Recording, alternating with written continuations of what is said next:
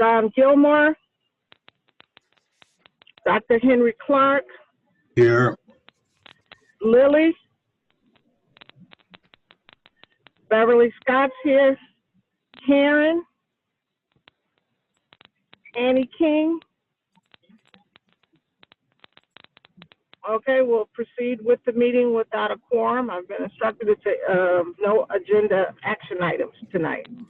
So item number 2, can we approve the minutes with just 2 people, Roger? No, we can't.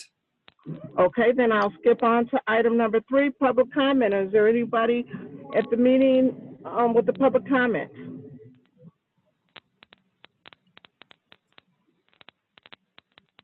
Everybody raise their hand or?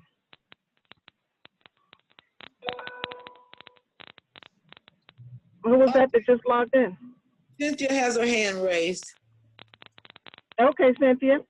Okay, I would just like to say that with the Willie Spears cleanup, we had a little thing going on because it was named the North Richmond Community Cleanup. So we kind of went back and forth with that one.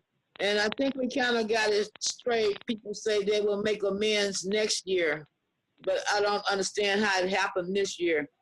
I don't understand, but I was at the mitigation meeting, I'm sorry, Cynthia, and they said they're just gonna call all the cleanups Willie Spears from now on to make sure that his name doesn't get dropped from the annual one that's around his birthday? Yeah, or the fall one? because like you say, it was brought up at the MAC meeting that Tuesday, and then it was brought up at the mitigation a couple of days later. And like, only problem I had, and I just bring this out there and make it known, that Felicia, she works out of Don Gilmore's office, and for that flyer to come out that office and go out into the public was totally wrong. So in other words, she's working without supervision, or the people that supervise her didn't care what the name of the cleanup would be, but the flyer never should have left Don's office. Okay, so maybe we can talk to her about putting a something in the quarterly newsletter. Uh-huh. Can we do something like that? I just think being that she's a new person, her work should be approved before it goes out into the public. Anything she has to put out in public, going out to residents, should be approved by a superior in her office. And okay. the other thing I would like to just say that normally I live out here in Oakley at Casa de Mañana, and I normally give a Thanksgiving dinner for the seniors. So I'm not giving dinner this year. I'm just giving out Christmas bags. I mean, little Thanksgiving bags, little gifts or whatever. And so I started asking for a donation 2 weeks ago, and I had set my goal. But as of today, like, I've exceeded my goal like almost 3 times, okay? Excellent. Yeah, so this is good. And I just want to throw out there some people that gave me over $100, like North Richmond Baptist Church and the laundromat out here in Oakwood, then Robert Nelson, special sheriff for the county, Luz Gomez, Joe Paluto, and Mary Frazier. They all gave over $100, and I'm very proud of them. And that's about it. Okay, thank you, Cynthia. Is there anyone else for public comment?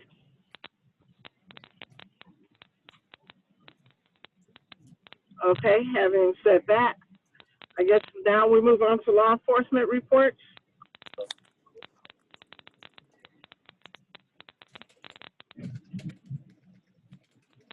Do we have any of the law enforcement agencies on the line? This is Officer Domenici, Richmond Police Department. Can you hear me? Yes. Yeah. Would you repeat your name, please?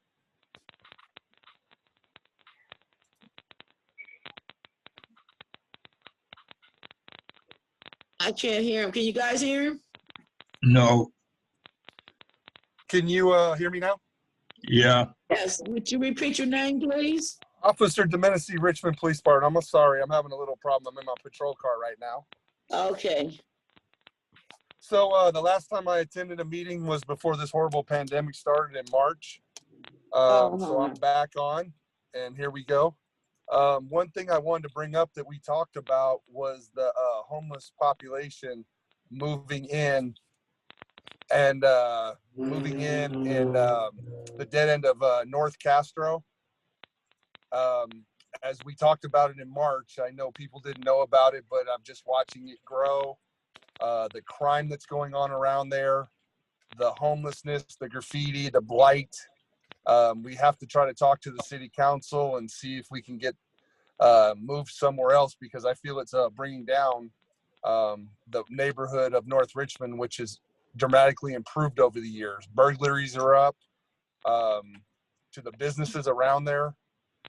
It's just something that I talked about, and it's very passionate for me, and I want to see what we can do to try to get rid of it. Is there any questions about that? Yeah, Officer, this is Dr. Henry Clark. I'm glad to hear your report, because this is the issue that I was complaining about last time you reported, and I've been talking to MAC members about that. It seemed to me like for some reason, I'm certainly sympathetic to trying to help the homeless people and help everyone. But like I always said, is that I'm not supporting the crime that may be going on over there. And you know, it just seemed to me like the issue is really not taken seriously, even by some MAC members, because the fact is that we, you know, dealing with homeless people, and it seemed to me like they sort of getting a free ride in terms of committing crimes and disrupting the community because they are homeless. And I personally don't support that. I support helping the homeless and helping everyone, but I'm not in favor of them supporting them disrupting the community and using the homeless area over there as a haven to commit a crime and disrupt the community. So, Robert Rogers, is there somebody we can invite to the MAC meeting to help steer this issue? Well, this is Daniel Barth from SOS Richmond. Daniel. And and I'm sorry I came in the middle. I was running out the door. I didn't hear the report from the officer, and I just heard Dr. Clark's response. So I'm not clear on the context, and my apologies about that. But if I understand correctly, if I surmise based on what I heard Dr. Clark say, it's my understanding that there is criminal activity, or at least alleged criminal activity, that's happening on the North Castro side underneath the Richmond Parkway overpass, and that activity has been going on. My knowledge of this is that prior to the homeless community moving in there, and the majority of the homeless community that moved in there ever since we started to create that, when we cleared out Vernon Street and tried to separate the homeless RVs with the residential streets, is that there was a resident who was already there, who has been stealing cars, stripping them, chopping them, and doing illicit activities for, now it's been 4 months at least, and the cars have been removed, the stolen cars have been removed by our request and in cooperation with RPD. But the problem continues because that individual, you know, he may have gone to jail and came back, and he's still doing those activities. So the one thing I want to say, and I'm sorry I'm going long here, the one thing I want to say is there's a difference between some individuals who are living on Castro, especially those at Castro and Hensley, and other individuals who are engaging in the illegal activity, homeless or not homeless. So I want us to separate that the law should discriminate between those who are homeless but otherwise law-abiding, predominantly, and though they're squatting on private property, that's illegal, in some regard. But we're talking about felonious acts, and that's the difference. And it's been my question at this site and at Ryden Road in the Southwest Annex, why the criminal activity is allowed to continue. And it's the belief of several of the people who were living at the Castro and Hensley site, which is predominantly law-abiding, that there must be a larger operation of investigation going on to allow for the activity to continue. So that's what I wanted to say for now, and I could certainly steer this conversation further if at this forum or at any other forum that we'd like to have. Question? This is Officer Domenici again. I know you missed the beginning of what I said. Just the crime that it's bringing to the North Richmond neighborhood. I know there are a lot of law-abiding citizens in there. The amount of stolen vehicles is just not one person. I was a part of where we recovered probably about a $200,000 to $250,000 stolen motorhome out of Vallejo. The blight, the garbage, the fire that was caused over there that put a lot of homes on Vernon possibly in danger because it was a windy day, and the Richmond Fire Department did a wonderful job of getting it out. There was a lot of stolen cars there in that lot, but there's stolen cars being recovered underneath Castro. I recovered 3 on the railroad tracks between the encampment and the buildings. I've taken 1 or 2 burglaries of those businesses in those warehouses. The Mako business has been burglarized, as in the cars that are being painted or going to be fixed. They keep getting burglarized. We believe that it's people coming from the homeless encampment since it's easy access. The graffiti that goes on, the feces, the smell. I know some people in there are doing a really good job in trying to keep it clean, but I just worry it's bringing more and more crime to the cleaned up North Richmond area. And I want to keep it, but I think we do need to help the people in there.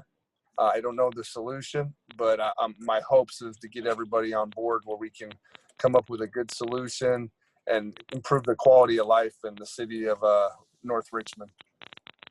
Well, it would be Daniel, again, it would be I know that the folks who are law-abiding would like to be able to have confidential whistleblowing, or whatever the word is, informing on behaviors that are illicit, so that we can separate those individuals from this community, because it is trying to become a quote-unquote community. Like I said, that person or those people, because it's a trailer that has, like you said, several people that go in and out of it.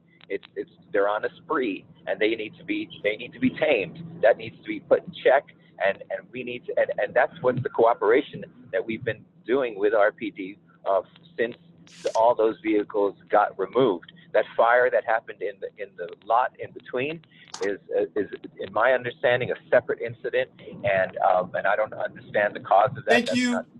Thank you, Daniel. Okay, thank you. Thank you, Officer right. Domenici. Okay. Chair Scott, we're well over time here, and we have our health officers on for the COVID-19 update, and I'd recommend that we move into that. Okay, I'd just like to say thank you very much for giving me the opportunity to speak. Hopefully we can continue improving the North Richmond and the total of City of Richmond, and I appreciate working for everybody. You guys have a nice night. Thank you. Officer. Okay, You're welcome. Robert, before we move on, are there any other law enforcement agencies on the line to give a report? Ms. Scott, I'll be giving the report for the Sheriff's Department, and I'd recommend that I do that after the health officer's report. All right. Do we have to take this? No quorum, so we can do what we want to do, right? Yes, Health thank you. officer's report next. Hi, I'm here with Bamil. I'm the we're the data and informatics and part of the public health as part of Contra Costa Health Services. And we wanted to give you more local information, working with Robert Rogers regarding the North Richmond area. Bumil, do you want to go through the slides real quick? Sure. Yeah. Yeah. So this is a high-level overview of what the current case and testing data tells us about North Richmond. And but before we go that, I hope you're aware there's a county website where we share a lot of this information. It does get updated daily, so we can track new cases, testing data, as well as cases in individual communities. So that you can look it up on our website. It's also available in Spanish. And then on the same website, you will see that we share what the state tier is. And you can click on the overview dashboard from that website to go to see all the details about cases and testing. So moving on specifically to North Richmond, we wanted to share today with you information about tests, cases, and percentage positivity. So we looked at North Richmond as a census tract which covers majority of North Richmond. And this is the data to date. So this is from March to today. And so North Richmond has had 2,341 cases to date. 2,341 tests to date, and 310 cases so far. That translates roughly to about 5,600 cases per 100,000 residents if you want to compare it against other parts of the county, and has a percentage positivity rate of 14.3%. So that's defined as of all the tests that were taken by residents of North Richmond, how many of those tests were positive, and 14.3% of the tests have been positive. For comparison, we have listed the data for Richmond as a whole, as well as Contra Costa County, our own county. So you can see that North Richmond obviously has a higher disease burden than rest of the county. And also wanted to share with you the data over time. So we can see since March till date, we had a huge spike in cases. So these are the 7-day average number of new cases. So, because there's a day-to-day fluctuation, so we take data over 7 days and then average it out, divide by 7. So then we can track it in a more smoother curve. So as you can see, North Richmond, like many other parts of the county, experienced a bit of a spike in late July, early August. And then had been trending down. And just like rest of the county, in the last few days, last couple of weeks, we're starting to see these numbers go up again. So again, the point is that we are not over the hump yet. We had a small decline, but it's starting to go up again. We need to be vigilant. And just specifically about the demographics about the cases. So we took all the cases and tried to break it down by gender, race, ethnicity, and age group. This is the data that's collected at the time of testing. So when people test, they provide their race, ethnicity, gender. It's not always complete, so that's why you'll see there's a lot of missing information. But with what we have, the number of cases are almost equally split amongst male and female. We have a very small number of unknowns. And then based on race and ethnicity, just like many other parts of the county, the disease burden is disproportionately amongst the Latinx population. And then finally, by age group, this is again something we are seeing across the county. Number of cases in the 19 to 50-year-old age range, constitute the large percentage of overall cases. So we are seeing a similar thing in North Richmond as well. And before we leave, we did want to share this important piece of information, which is that the county does have a free testing site in your community in North Richmond. This is at the North Richmond Center for Health. We are actually expanding that. We expanded that starting this week from 2 days to all 5 working days. So the testing is open on Mondays from 1 to 4:30, and then from 8 to 12 on Tuesdays to Friday. We did move the testing indoors because that is getting colder. Just want to make sure that the tents, we can do it while it rains or it's cold. No appointments are necessary, though we do recommend the schedule because it just helps us with our scheduling, planning, and then provide faster service. So we'd appreciate if you can share this message with your neighbors and make them aware that testing is available locally in the community. Robert, I'm going to stop there and see if there are any quick questions. This was meant to be a high-level overview just for everyone to understand what's happening in your community. Yeah, this is Dr. Henry Clark.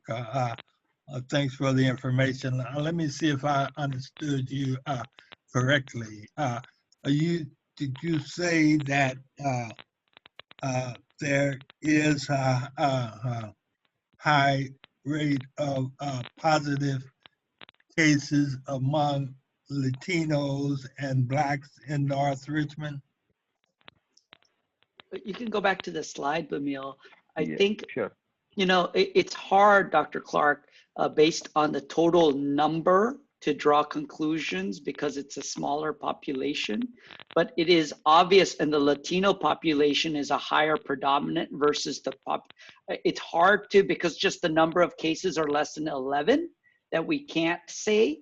Overall, if you look at the entire county, what you are saying is correct. We have seen a predominant number of COVID cases in the Latinx population, and we've also seen increased positivity versus population for the African American Black population also. Okay, well, let me get to the point. My concern is that, as I recall, and the reason, well, I'm concerned about many reasons because I'm concerned about all people, and particularly the North Richmond population, because I remember when the AIDS virus was spreading around, that I was shocked to find out that North Richmond had the highest AIDS rate in all of the county. But the point is that I'm understanding that I know that there is some testing going on at the Center for Health in North Richmond, but in terms of the degree that people are taking advantage of that particular testing or not, because I'm understanding that there's events that is going on in the community, particularly at Shields Reed Park there among Latinos and in some cases among Blacks, and that people are not wearing any masks or doing any type of social distancing. So the question is that whereas it's good that testing happens at the Center for Health, but is there any outreach to those events that happen at the park and in the community to let people, try to encourage people to test or to wear masks or social distance?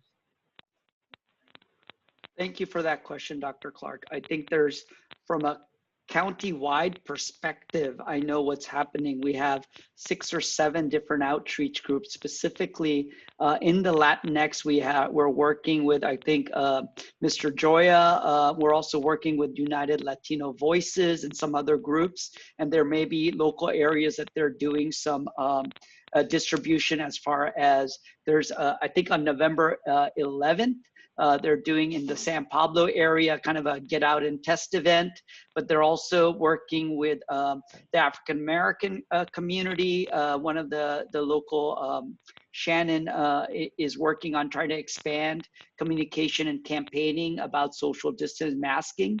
We can take this back and see what is specifically happening in the North Richmond and get back to you. But those are the county-wide projects that are happening. Yeah, well, and that's all good, but just saying, like, I'm concerned about that also, but particularly in the North Richmond. North Yeah. Richmond, you know, and I'm, like I said, and I'm understanding that there's the major events that are happening at the park there where it's not any mask wearing or social distancing happening. And, you know, I mean, and that seems to me, if that's occurring and people are may not be necessarily aware or educated to the extent of the importance of wearing the mask and social distancing, that it may be defeating our purpose to have testing at the Center for Health and people outside the out in the community just doing otherwise.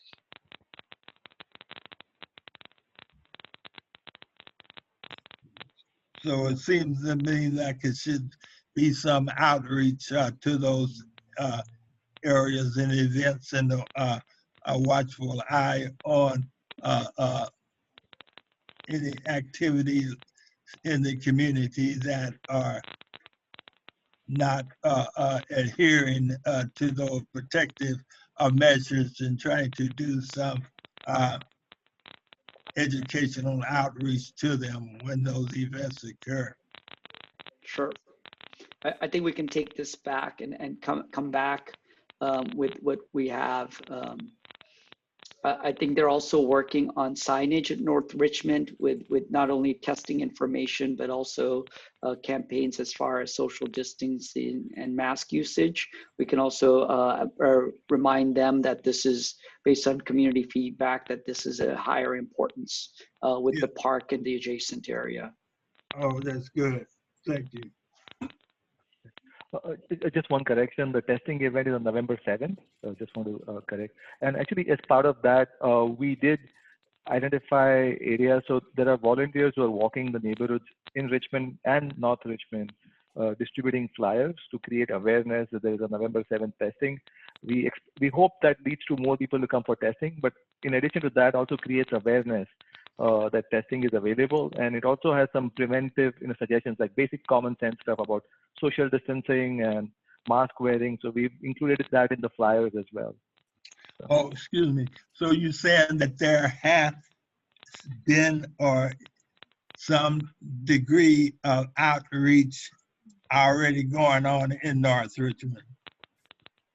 There are volunteers that are working currently in Richmond, North Richmond, and San Pablo, specifically neighborhoods where there are a higher number of cases, and distributing flyers. So we're happy to get back to you with, how much work has been done so far, how many flyers have been distributed.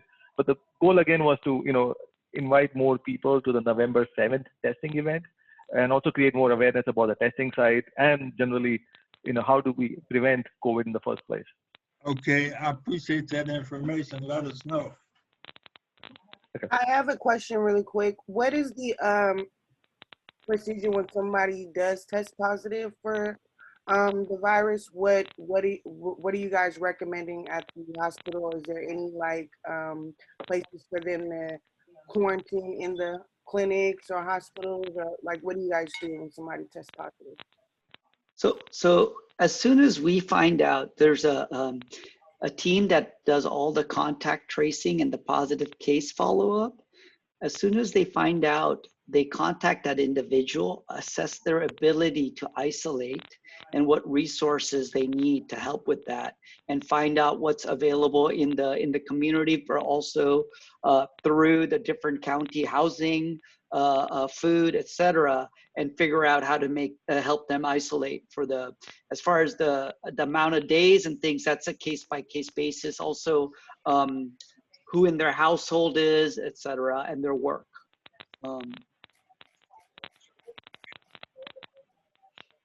So I know, for example, there's housing provided for certain cases. There's other resources available throughout the community that they're trying to connect up with the people that are positive. Thank you.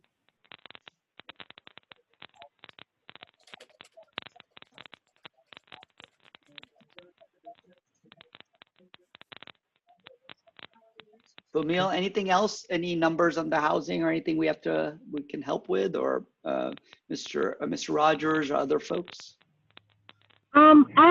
This is Beverly. I have a question. I heard a complaint or a comment about the people in isolations that are put up in housing, that the meals are only being delivered one day. And then after that, the community members in the housing have to leave isolation to go get food. Now, I don't know if there's any truth to that, but that's what I'm hearing. Okay. Because I assumed that they were going to get 3 meals a day brought to them while they were in isolation. I'll follow up. I'm not sure about the details. And maybe whoever is speaking, you can, I think, Robert, if you can connect them to us and we can figure out what's the expectation and make sure we're following up, or if that's a miscommunication or what have you. Yeah, what is it, the Project Hope? It's more in relation, is it Project Hope? Mm-hmm. That's where I'm hearing that they're only getting food delivered one day.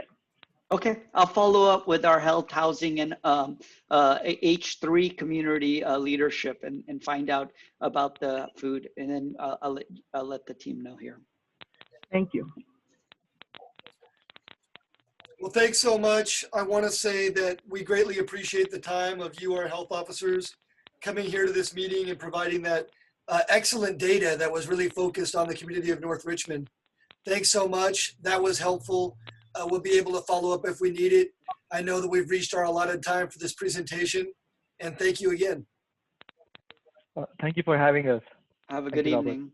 Yeah, thanks.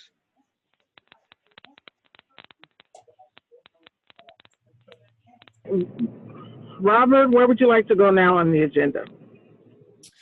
So now we can return to the law enforcement presentation. And Lieutenant Buford is not available tonight, but he asked me to give a report in his absence. And so I will do that now. Lieutenant Buford reports that calls for service are unchanged from last month. No significant law enforcement issues to report. Violent crime remains down year to year. He did note that he conducted a walkthrough. I know that I was on that as well with Felisa Orozco as the organizer. And that walkthrough was for mitigation, other partners, and code enforcement. And we went down 2nd Street and were able to engage with residents and come up with solutions for abandoned cars and trash and so forth. So that was an effective operation. The Sheriff's Office has also gotten complaints about vehicle parking in the KB homes. I know that I relayed that. That came from residents there, and vehicles were towed and tagged from a location.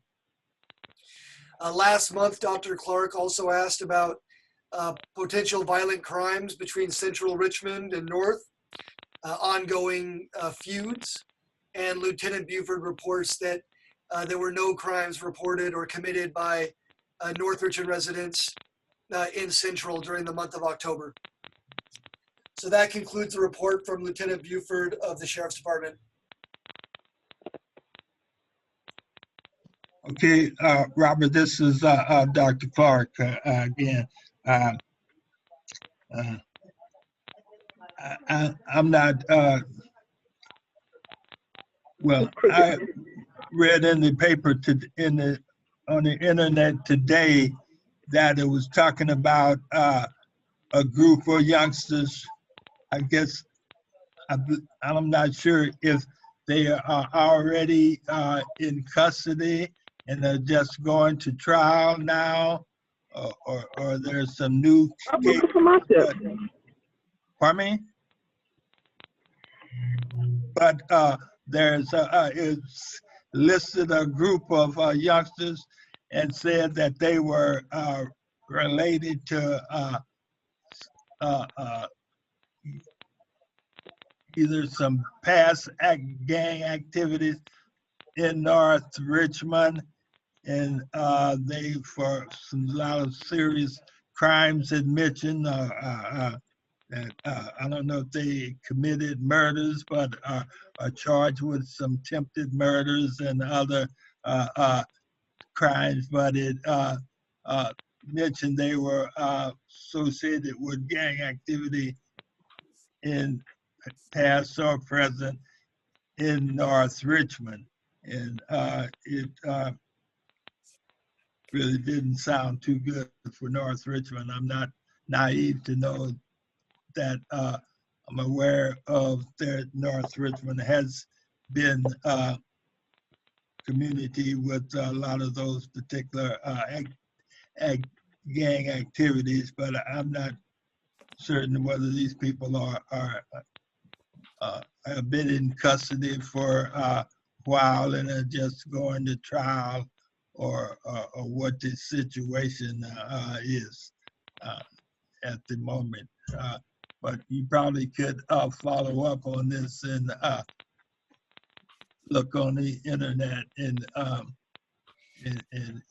check in with the Lieutenant Buford and maybe report back at the next MAC meeting, or to report on it if you're not familiar with this, what I'm talking about. Will do. Thank you. Cynthia has her hand up. Hello? Yes, please proceed. Okay, so Yes, Dr. Clark had called me prior to the meeting, and I told him I would look that up on the internet right quick. So I looked it up, and what I perceive is that the people have been in custody and are preparing to go to trial. But now, Dr. Clark asked me about a particular individual, David Godfrey. We know he's out of North Richmond. But according to the article, David seemed like to be the one straggler out of North Richmond. The rest of this gang comes from Crescent Park. It's called the Jet Life is the name of the gang. And so basically, I just say, look up Jet Life on the internet. You want to find some more about them. But it's called a gang called Jet Life. And they're coming out of Crescent Park. That's it. Okay, is there anything else? No, thank you. Okay, we'll move to agenda item 5A, Healthy Richmond.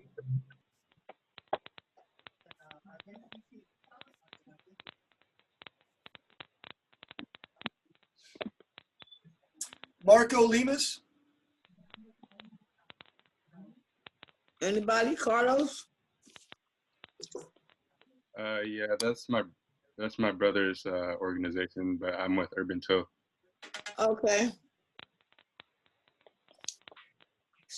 Yeah, Okay, well, with that, do we go on to item B? Excuse me, Beverly, is no one there from Healthy Richmond? I have some comments on that. Go ahead, Dr. Clark. Yeah, well, I would just say that, you know, the effort to renovate the Shields Reed Park and all the efforts to make that Healthy Richmond is doing in North Richmond, along with the MAC, I think it's admirable effort, because the fact is that with the efforts of Healthy Richmond and other efforts that we have heard that's happening in North Richmond to beautify and change the community, you know, that in my opinion, that we are basically making a new North Richmond that the community and the MAC should be really proud of. And this effort, you know, will take us forward in a major way, and it's a good thing. So I want to say that. Thank you, Dr. Clark. Let me add also, Healthy Richmond does do a lot of fantastic work in North Richmond. Thank you, Dr. Clark. Yeah. On the issue of Shields Reed renovation, I believe that the lead agency on that is Richmond, City of Richmond, Love Your Block. Mm-hmm. Yeah, yeah, yeah. Well, did that, well, since you mentioned that, Robert, I don't know if, did, that proposal was supposed, went in on, already, or what? I believe we have a report on that from Stephanie and I later in the agenda. Yeah, okay. Yeah. Okay, cool. Okay, if we're done with Healthy Richmond, we'll move on to you, Robert. Thank you so much. Thanks all for joining us here on election night. Robert Rogers, County Supervisor Joya's office. You saw the health report from our health officers, and unfortunately it showed particularly high rates in North Richmond in comparison to the city of Richmond and the county. That's troubling, but we also saw line graphs showing that the rates were on the descent. It's getting better. I would only like to say that please remind yourselves and your neighbors and your family and friends to get tested as often as possible. There's free testing right here in the heart of the community at the wonderful health center in North Richmond. You can go there anytime. And we have to continue to practice social distancing and good hygiene in order to reduce the spread and prevent unnecessary loss of life. That'll conclude my report. Thank you. Okay. Yeah, well, Any I comments? just, yeah, I'll just Dr. Clark again. Yeah, well, I would just say, Robert, I didn't say earlier that I'm glad to see the health officials and people in the community at the North Richmond Center for Health involved in looking out for the community, because that's one of the main reasons, as you know, that myself and many other people in North Richmond were involved in setting up the Center for Health so that we could have some health people in the community locally to address health concerns. And to say I'm glad to see that is working out. Thanks. Yes, the Center for Health is an incredible resource that we're privileged to have in North Okay, Richmond. thank you, Dr. Clark. Is there anything else for Robert Rogers? Yes, Okay, with the that, is health- anyone on the line for CHDC? yes. Can you hear me, Bev? Yes, I can. The Center for Health is an incredible resource right here in the community of North Richmond, and we're privileged to have it there for us. And the reason that we have it is because of great leaders like Dr. Clark and many others who advocated for this resource, and it's really quite a accomplishment. Thank you. Thank you. Is there anyone here to report for CHDC?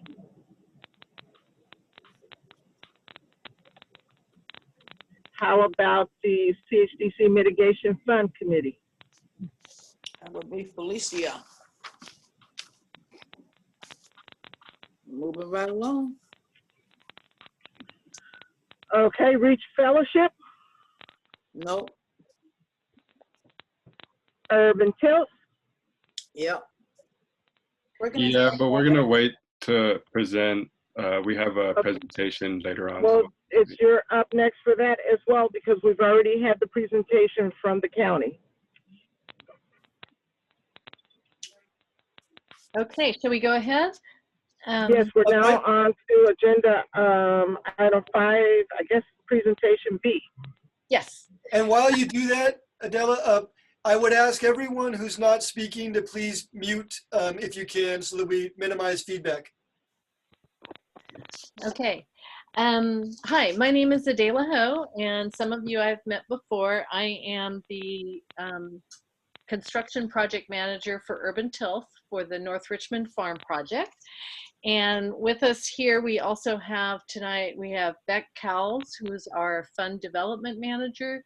We have Princess Robinson, who is a community outreach project manager, and Marco Limas, who is our community outreach coordinator.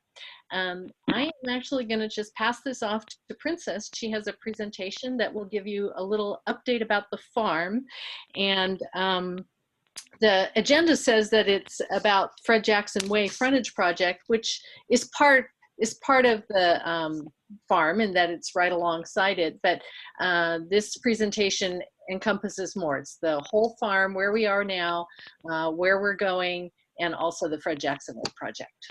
So with that, Princess, please carry on. Hey, y'all. This is Princess. I'm here to speak on behalf of Urban Tilth and the North Richmond Farm.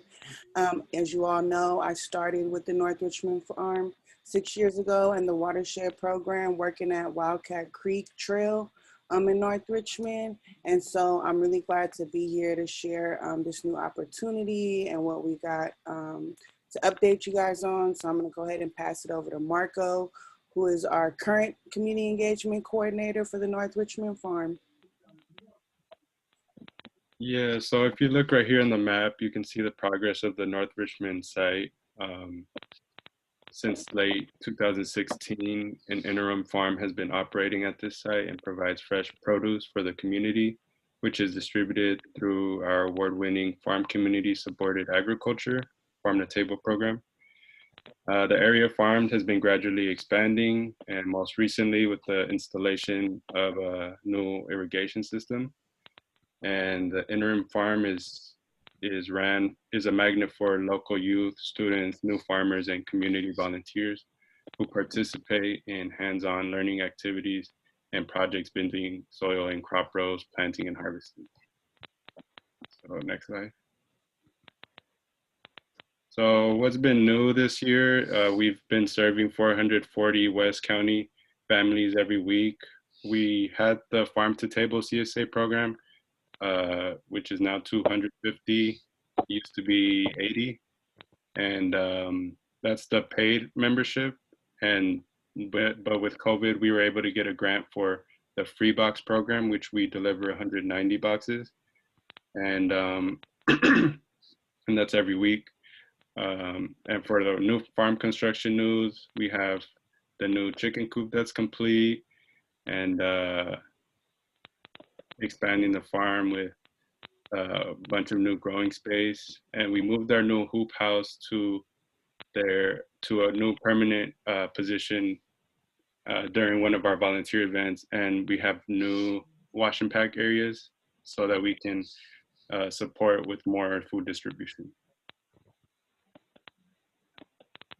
And here you can see our new crop rows. We recently planted in them. They're starting to grow and we're harvesting. We were able to build 25 new crop rows. So we're just worried about increasing our productivity for the time being right now. Next slide. Here's an aerial view of it. And you can see the greenhouse and the new chicken coop to the left side of it.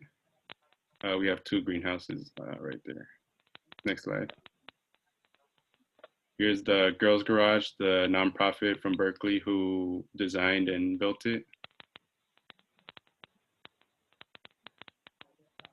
Yeah, so thank you, Marco, for all those updates. We're really excited about that, to share that new news. I would like to share that I sent a link to a short survey in the chat. So if you don't mind clicking on the chat box, you'll see that link that you can click on and help us fill out the survey. So for this particular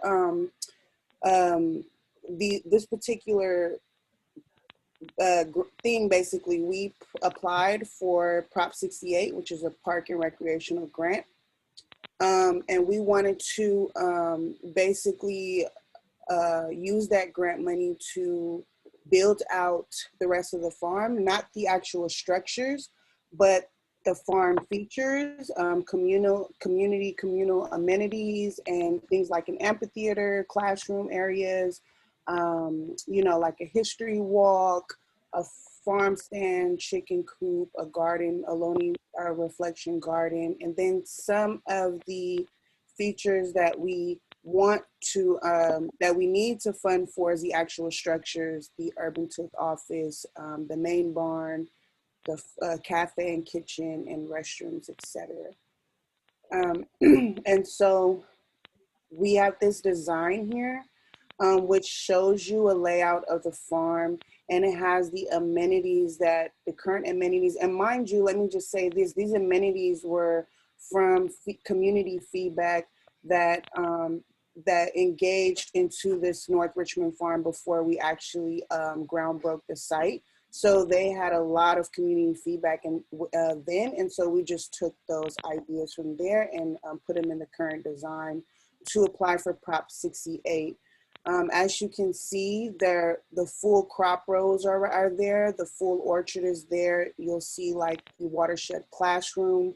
You'll see in the entrance, the main area, you'll see gardens, and then they have the main office, kitchen, and etc. And so this is the a design of what it could look like if we were to get the Prop 68 grant and to continue to build out the farm. This is also a closer look of the farm stand and then the structures that we need to fund for. We were going for a really good, real rustic old feeling. We didn't want it to look real modernized and like a college kind of feel. So this is the design that community gave us a long time ago. And then this is the reflection garden. We wanted to respect the Ohlone historical value of the land. And so this will be a lot of native plants around this garden and just a reflection garden so that community can have space. And then this is an up close visual of the watershed classroom, and the watershed classroom would be good to have on the North Richmond farm because it allows for our apprentices to be very close to their main working site, which is Wildcat Creek Trail. And then this is a visual of the history walk from the entrance. There's a pathway all the way to the end of the farm, and we want this to be a North Richmond history walk as well, which could be funded by the grant. Can I jump in there, Princess, really quick? On the history walk, the idea is to feature the history of North Richmond, everything from the Ohlone up to the present, and including social and cultural and all kinds of ideas. So that's something that we still have to develop the details of, but that's what the history walk is. Right, and I imagine that we would probably go through another community engagement process for that actual amenity there, feature there, I mean.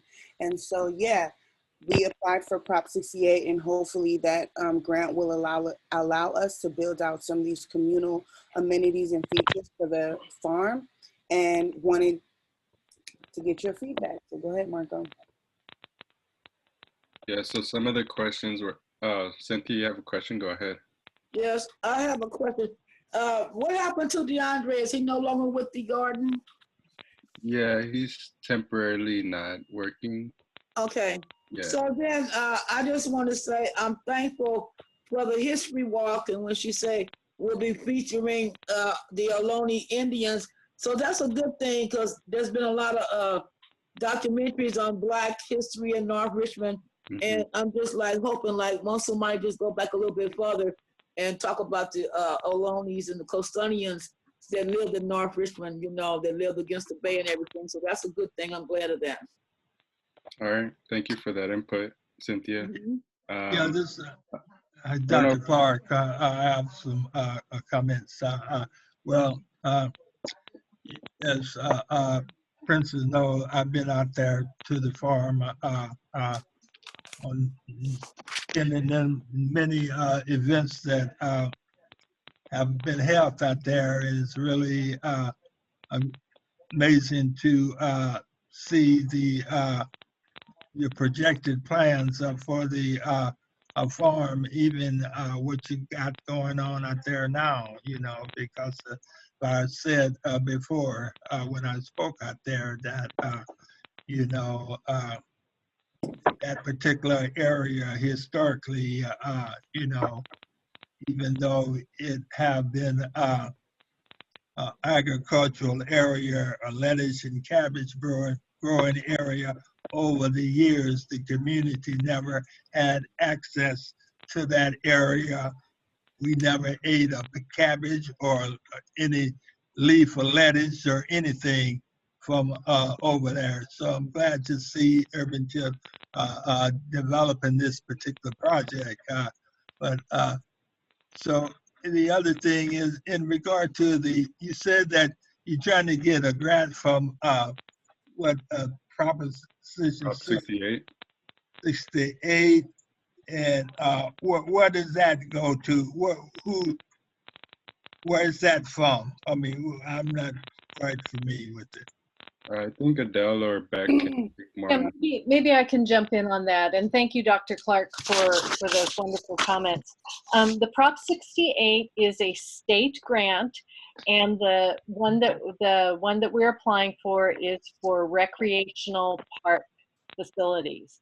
And so for that grant, we are emphasizing the parts of the farm that will be open to the public, available to the public to provide enjoyment, education, learning opportunities, training, and so on. And so that is why the elements that we are applying for do not include like the Urban Tilth office, because that's for Urban Tilth to operate from. It's not for the community. And the cost of the project is pretty big. The grant that we're applying for is for $8.5 million.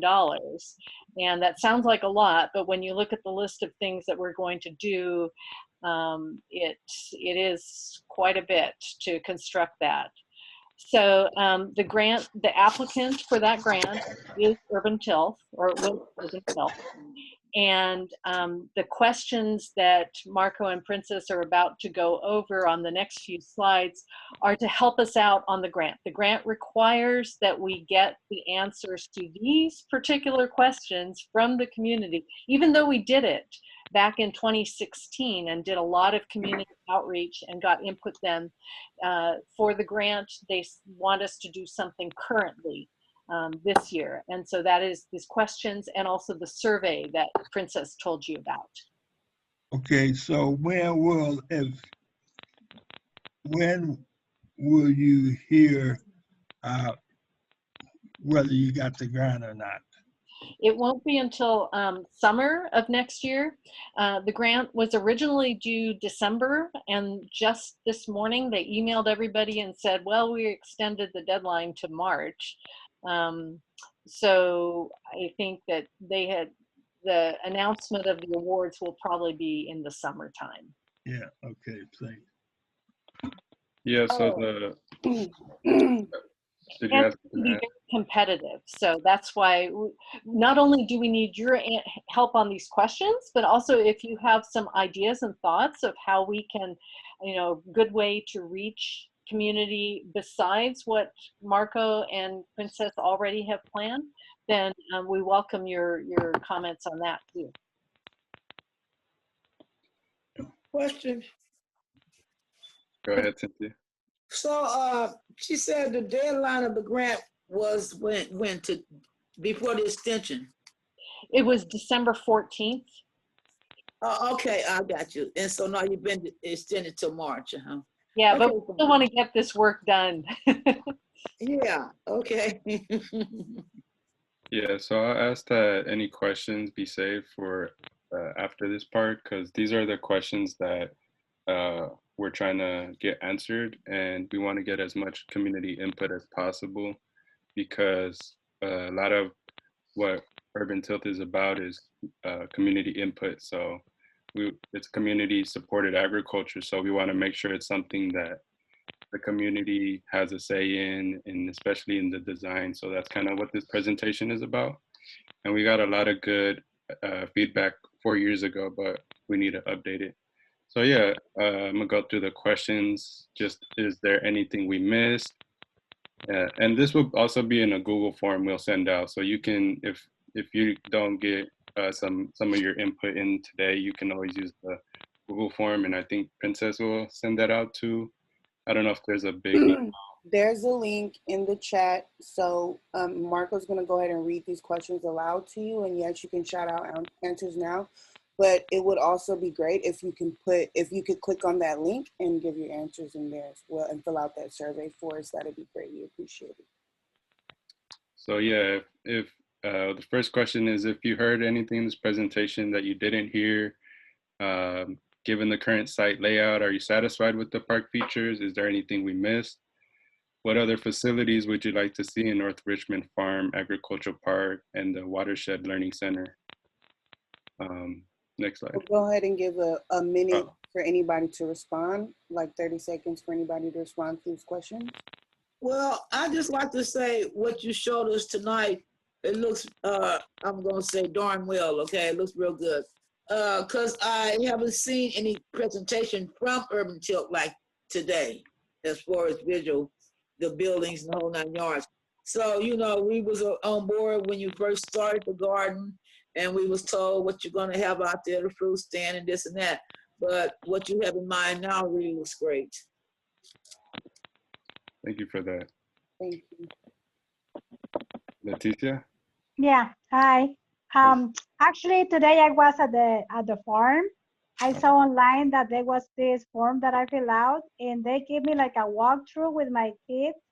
My little boy, he was really excited to be there, and we love it. I mean, we learned a lot about what is going on. And I really like to have this opportunity and to have this place really close to us and to be part, you know, to enjoy the benefits of the farm being there. One suggestion that I have, and I was gonna ask it, I noticed that I think that there is some products that you have a distribution at Unity Park. But Yeah. I was wondering if you have, I know that that is every Wednesday. Do you have any here at North Richmond? Yeah, we do. We have one in North Richmond every Tuesday and Thursday on Fred Jackson Way and Chesley Avenue. Yeah, I know the hours. It's at 2 o'clock. It starts at 2 o'clock. Tuesdays Great, and okay. Thursdays. Thank you. Yep. Yeah, so great job. I love it. Thank you. Yeah, we're happy about everything that's happening, being able Yeah. to serve everybody. Thanks. Okay, so if no one else has any more questions, we'll move on to. Yeah, well, yeah, okay, well, I mean, go through the questions, but I'm just here again, really excited about what you're doing out there. Because like I said before, you know, growing up there in North Richmond, knowing the history of that particular area and knowing what we've dealt with in the past, is that you were even caught going in that area, you go to jail, period. You know, so in terms of racial justice and equity side, you know, this is really amazing to see what you're doing out there. Thank you for that, Dr. Clark. Yeah. Anyone else? Okay, so the next part is the design. I know we passed by it a little quickly, but in the Google form, there's a picture, I believe. So if there's anything in how would you design the details of these features? And how can we make more opportunities for hands-on education throughout the site? We'll give 1 minute. I see Cynthia's hand. Yes, Cynthia has her hand up as Okay, usual. I can't see, that's fine. Okay, so you had showed pictures, you had mentioned a barn, right? Mm-hmm. So I just want to say, no form is complete without a red barn, okay? And that's it. That's all I have to say. Okay, Vec's gonna write that down. Yeah. I mean, you know, that's the good old American way. Yeah, like the white picket fence. Exactly.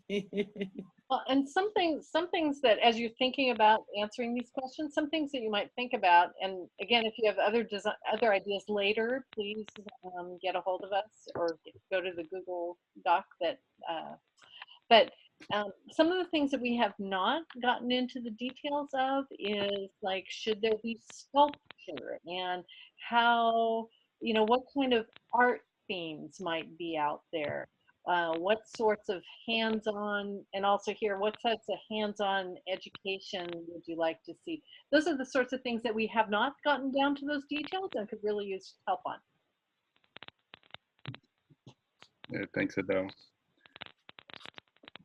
Well, since you bring that up, being in conjunction with the environment and the closeness of the two creeks, I think there should be a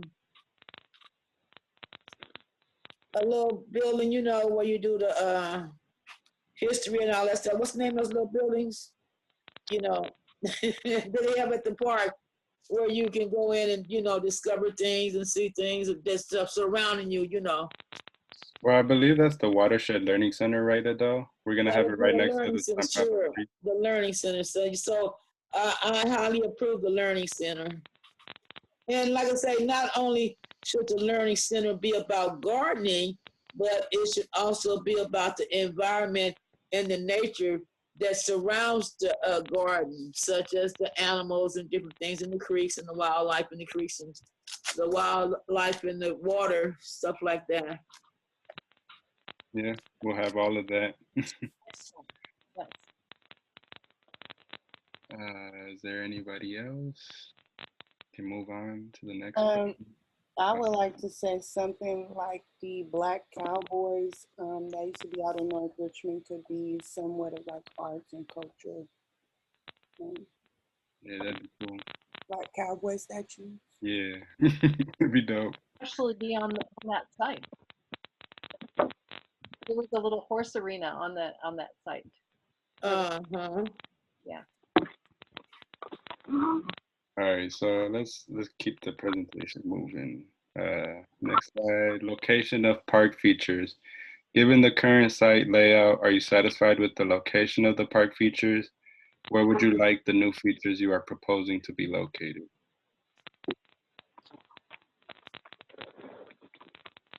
I would suggest scattered throughout the garden. Don't pile them all up in one spot. I mean, scattered throughout the garden and it'd be an adventure, move on from one spot to the next spot. That's an excellent comment, and that's actually part of the reason for the history walk is so that you can walk through the whole site and experience all the different things along the way. Like the little trail walk up at Tilden Park, which I haven't been there in 50 years. The nature walk. Exactly. Yeah. Yeah, so the next question is on park safety. What are your ideas for keeping the park safe? Lighting. Lighting?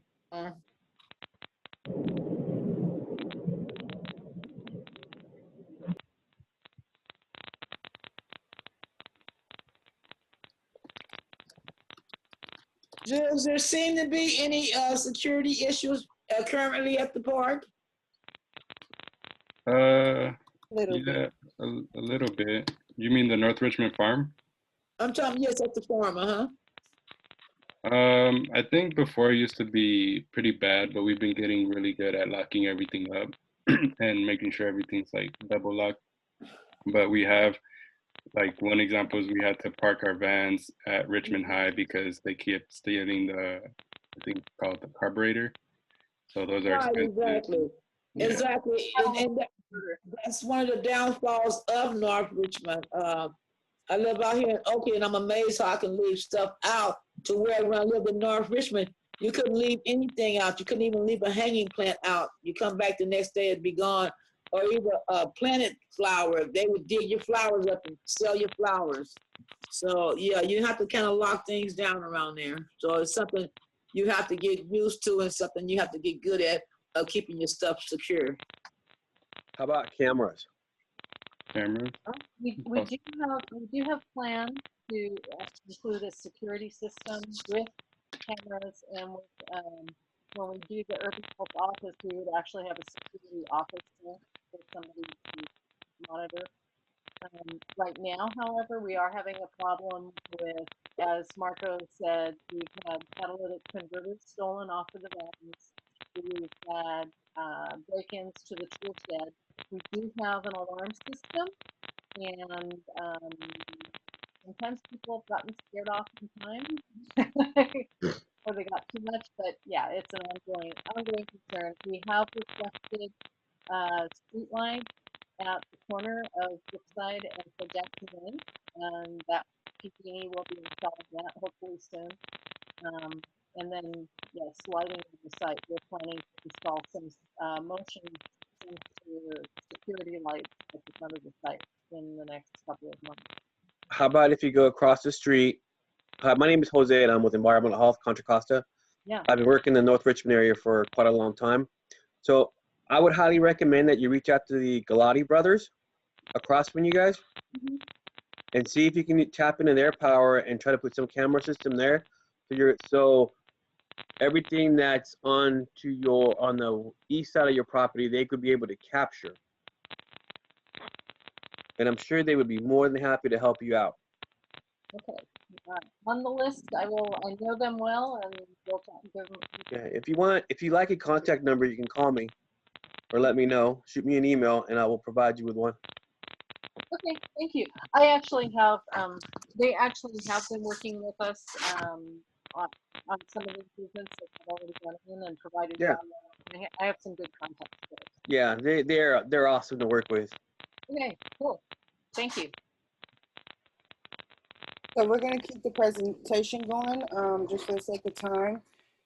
Again, like I said, the link to the community feedback survey is in the chat. If you click on the chat icon button on the bottom of your screen, you'll be able to click on that link there, and you'll be able to fill out that survey that we really need from community. Also wanted to share that this Prop 68 grant will help fund access to the farm, pedestrian access. So this is the Fred Jackson Way project, which would allow us to partner with the First Mile, Last Mile to create a sidewalk that you can then walk from the community all the way down to the farm. It'll also connect you to the Lucky Ace baseball fields and the Wildcat Creek Trail. And this sidewalk, we are going to have interpretive signage and also rain gardens on the other side of the street.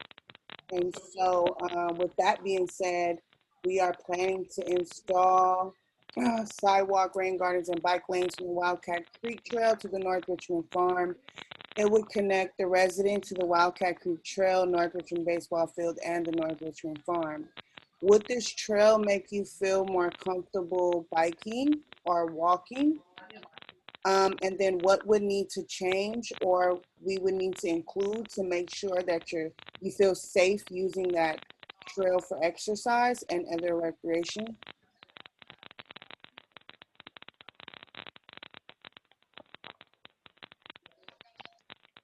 And let me just add a little bit on this. You've also heard about this connector as part of the North Richmond Watershed Connections Project. And basically what we're applying for in the grant is there's a gap in the funding because things are now costing way more than what we had originally estimated. And so we're going to we're applying for the additional funding that we need as part of our Prop 68 application. But because of that, this is important that we also ask you about these questions and get comments on whether you would use that trail and whether what would help to make it feel safe for you. I would like to say, as far as being safe, I'm trying to think of, what's the problem here? A lot of people don't feel secure in North Richmond. So, I mean, all I can say is that have the East Bay Park rangers kind of like, drive through there and monitor the situation as far as, keep eye on things. If it's possible. East Bay Regional Park District? Right. Yeah, we can talk to them. I think that they're the likelihood of their getting involved with that is pretty. They need to kick in because they don't think North Richmond is part of East Bay Regional Park District. Yeah. I've had battles with them in the past about different things, okay, even though Whitney was on the board. You know, it comes down to, but we can't see how East Bay Regional Park, you know, is part of North Richmond. I'm like, dummy, the trails and the creeks and everything, you know, it's all tied in together. Thank you. Yeah, I said get East Bay Regional Parks involved. Okay, we will talk to them. They are aware of the project, and we can certainly talk to them a little bit more about that. For sure. Thank you guys so much. I'm gonna go ahead and open up the floor for about a minute or two to allow any community feedback, any ideas, or anything that you guys wanted to say about the presentation. Oh, it was good to hear from you, Princess. Thank you, thank you. Yeah, okay, well, I'm gonna stop sharing now. Thank you guys so much for allowing us to be here in this space.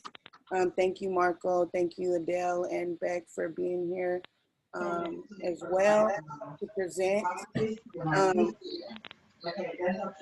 Yeah, I just wanted to add one more thing.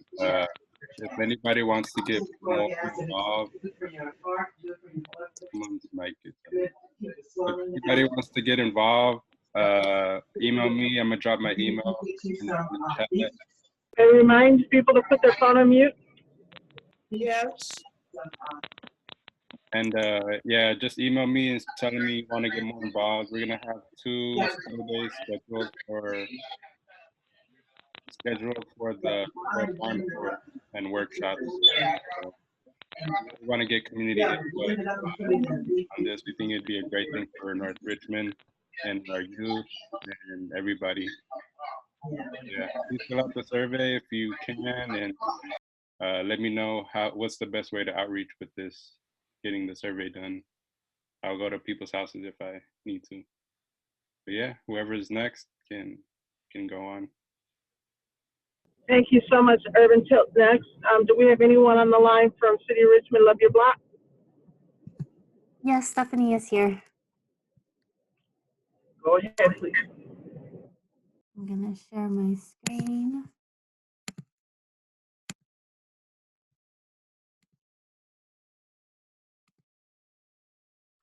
All right, is everyone able to see my screen? Yep.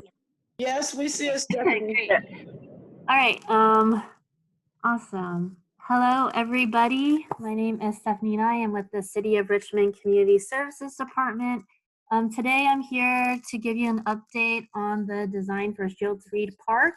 I was here with Janae Levine-Snipes last month, as well as Sarah Grunquist from City of Richmond, as well as PlaceWorks, to solicit community input on the redesign of Shields Reed Park. And so we took all of the feedback that we received from the North Richmond MAC at the last month's meeting. And we also held a community virtual focus group the following week. Thank you so much to Robert Rogers for helping us put that together and getting the word out there to the community. We had about 20 or so people who actually attended that virtual focus group to help us dive deeper into the design of Shields Reed Park. And following that design, that virtual focus group, we also held our final sidewalk meeting on Thursday, October 22nd. It was an in-person meeting where we presented the updated design of the park, which was based on the virtual focus group and last month's North Richmond MAC meeting, and just had people vote for their favorite amenities. And just show them the design of the updated redesign. So here are just some of a few of the pictures from the sidewalk meeting here. And the primary purpose of today is to show you the updated design. So what you see here is based on all the feedback that we got from you guys last month, as well as the virtual design group. As you can see, we made a lot of changes. I know someone from the North Richmond MAC last month mentioned they wanted to see more benches around the perimeter of the park, so we went ahead and added that. We heard from the community that they wanted additional park signage. So we added some on the perimeter of the park here and here, as well as the middle of the park. We also heard that you guys wanted more drinking fountains. So we had one originally in the center of the park, and we added one here as well, which is near the baseball field.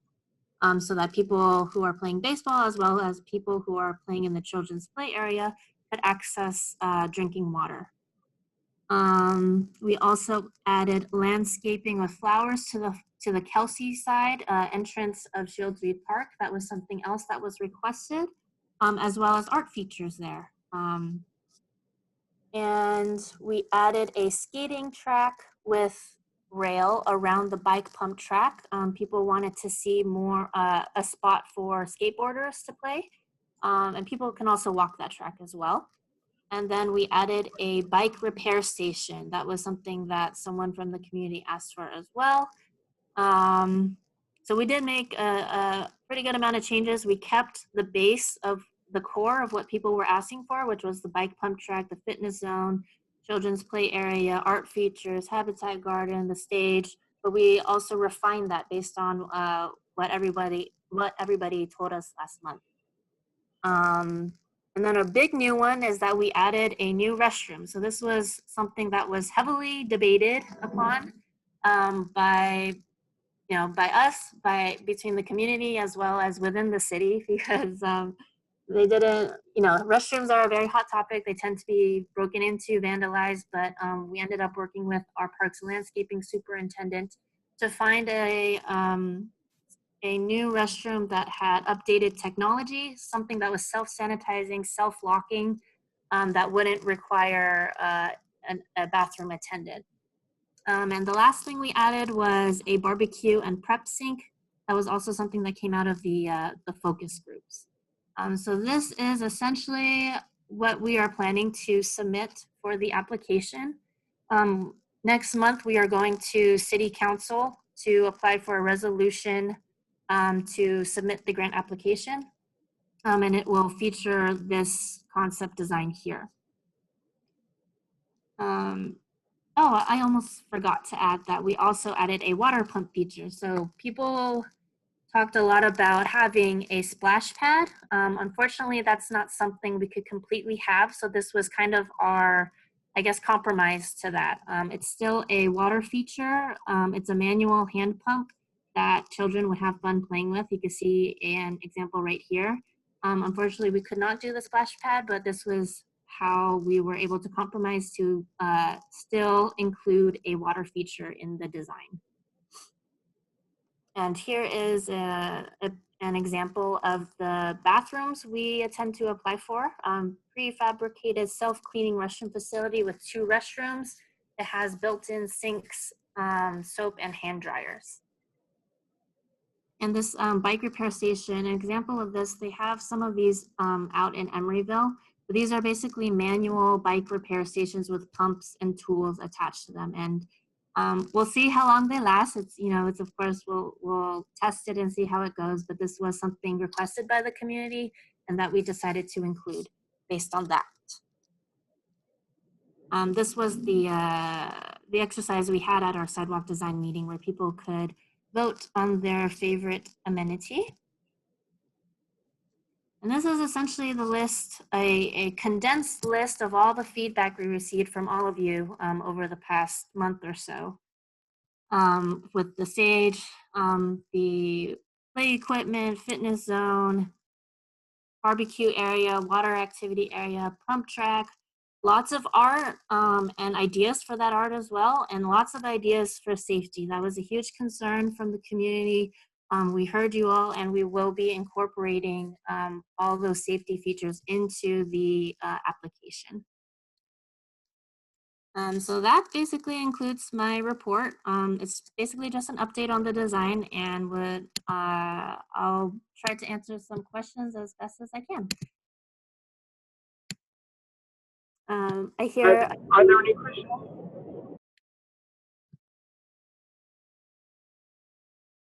You're muted. Are there any questions?